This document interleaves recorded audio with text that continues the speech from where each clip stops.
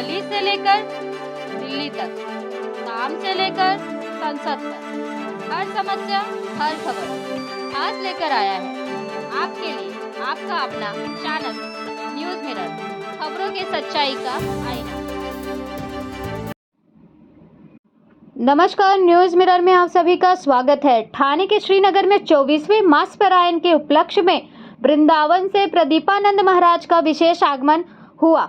ठाणे में विगत वर्षों से श्रीनगर में मास परायण का पाठ होता आ रहा है। विगत वर्षों की भांति इस वर्ष भी श्रावण मास में 24वें मास परायण का पाठ का आयोजन श्री चंद विश्वकर्मा ने अपने निवास स्थान पर किया, जिसमें वृंदावन से श्री प्रदीपानंद महाराज का आगमन विश्वकर्मा निवास में 24वें मास परायण के निमित्त हुआ, जहां पर उनका स्वागत सत्कार पुष्पों द्वारा किया गया, जहां पर राधे नाम की गूंज से वातावरण भक्तिमय और शुद्ध हो गया। मास परायण का समापन भगवान श्री राम एवं हनुमान जी की आरती के साथ हुआ।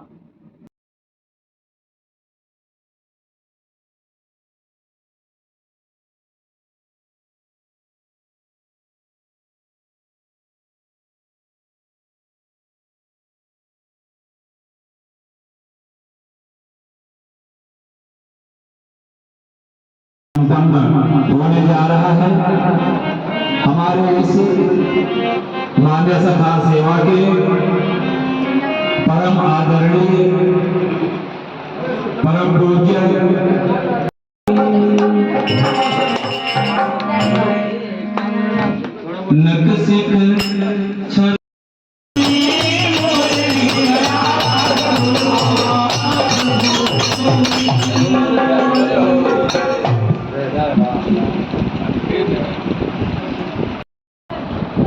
बड़ा पावन यह शुभ अवसर है हम सबके बीच में।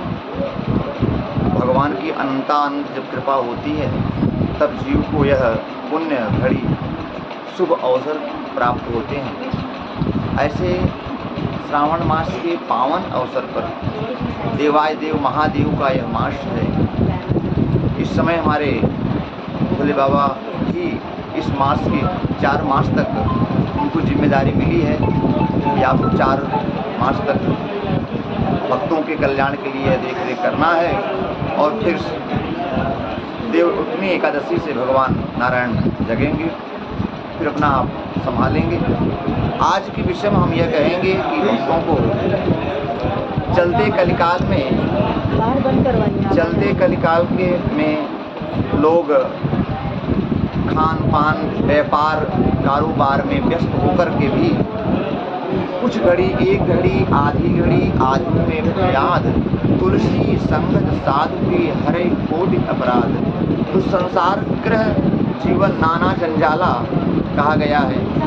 संसार में लोग नाना रूपी जंजाल में फंस कर भी अगर जरा सा भी समय निकाल करके राम के प्रति समर्पण हो जा रहे हैं तो जीव का कल्याण होने में जरा भी संदेह और संशय नहीं है। प्यारे, उनका कल्याण जरूर होगा और यह उनकी कृपा से ही होता है। यह गुण साधन तीने हुई, तुम्हारी कृपा पाए कोई कोई।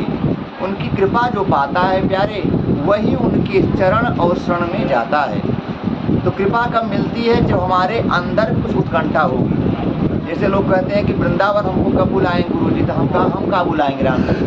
आपके मन भी होना चाहिए कि हमको वृंदावन जाना है। जब आपके मन में होगा तो ठाकुर जी भी आपको वृंदावन जल्दी बुला लेंगे। ऐसे ही जब हमारे मन में हो कि हमको परमात्मा की भक्ति करनी है तो परमात्मा अपनी कृपा रूपी हस्त से जीव को अपने चरणों में अपने हृदय में लगा लेते हैं।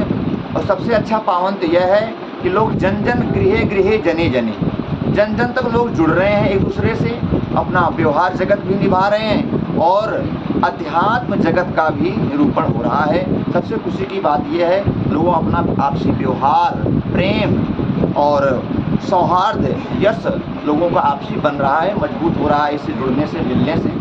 और सबसे बड़ी कृपा यही है, लोग मिल रहे हैं और प्रेम पूर्वक मिलेंगे और प्रेम से ही प्रेम ते प्रकट होई मैं जाना। परमात्मा प्रेम से ही मिलता है। जब तक हम सब में प्रेम नहीं भाव नहीं होगा तब तक परमात्मा जीव जगत में नहीं प्रेम की उजागर हो रहा है। हम प्रेम से सबसे मिल रहे हैं और प्रेम से भगवान का स्मरण कर रहे हैं। ऐसे में जीव का कल्याण होना ही होना है। इसलिए आप सबसे प्रार्थना है कि जन जन तक थोड़ा थोड़ा ही करके भगवान नाम का स्मरण, नाम राम का प्रचार चलता रहे, यही कामना सबसे है। जय श्री वृंदावन। जो विमुख हैं उनके लिए क्या हो, अपनी तरफ मोड़ना पड़ेगा। उसके लिए क्या गया, जो आप ये कार्यक्रम हो रहा है, एक दिन का रोज 2 घंटा 3 घंटा जो कार्यक्रम चल रहा है, लोगों को इकट्ठा करके उनके सत्संग और भक्ति की उजागर तब होगा जब हम सत्संग करें। सबसे पहले जीवन में क्या, सत्संग होना चाहिए। जब तक सत्संग नहीं मिलेगा तब तक हमको अपने धर्म के बारे जानकारी नहीं मिलेगी। धर्म क्या है, कहाँ मिलता है? संतों के पास, सद्गुरु के पास। और वह सद्गुरु कहाँ मिलते हैं? सत्संग में मिलेंगे। सत्संग करेंगे तो आपको एक ना एक दिन आपकी धर्म के पर लगन बढ़ेगी और धीरे धीरे कबहुन कर करुणा नर देहि, जैसे परमात्मा कभी करुणा करके कृपा करके शरीर दे देते हैं, ऐसे कभी न कभी जीव को मन परमात्मा के प्रति, अपने धर्म के प्रति लगाव हो जाएगा। उसके लिए क्या है, जन जन तक सत्संग होना जरूरी है।